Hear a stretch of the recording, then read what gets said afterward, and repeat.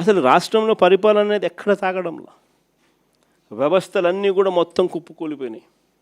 ఈరోజు పిల్లల చదువుల గురించి ఎవరు పట్టించుకోవడంలా, ఫీజు రీయింబర్స్మెంట్ అందక ఏకంగా ఫీజులు కట్టలేని పరిస్థితిలో పిల్లలు చదువులు మానేస్తూ ఉన్న పరిస్థితులు ఈరోజు మొట్టమొదటిసారిగా చూస్తూ ఉన్నాం.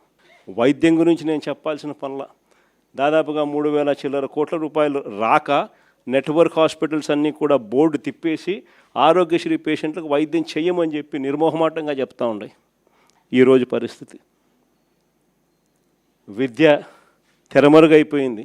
నాడు నేడు కనపడ్డంలా, బడులలో ఇంగ్లీష్ మీడియం కనపడ్డంలా, బడులలో గోరుముద్ద క్వాలిటీ తగ్గిపోయింది, బడులలో ట్యాబులు ఇచ్చే పరిస్థితి లేకుండా పోయింది. 3వ తరగతి నుంచే టోఫుల్ ఒక పీరియడ్గా ఇంగ్లీష్లో బోధన చేసే పరిస్థితులు ఈరోజు రాకుండా పోయాయి. చదువులు పూర్తిగా తిరోగమనంలోకి వెళ్ళిపోయాయి. గవర్నమెంట్ బడులలో పిల్లలు జాయిన్ కావడంలా. విద్య పరిస్థితి అది, వైద్యం పరిస్థితి ఇది.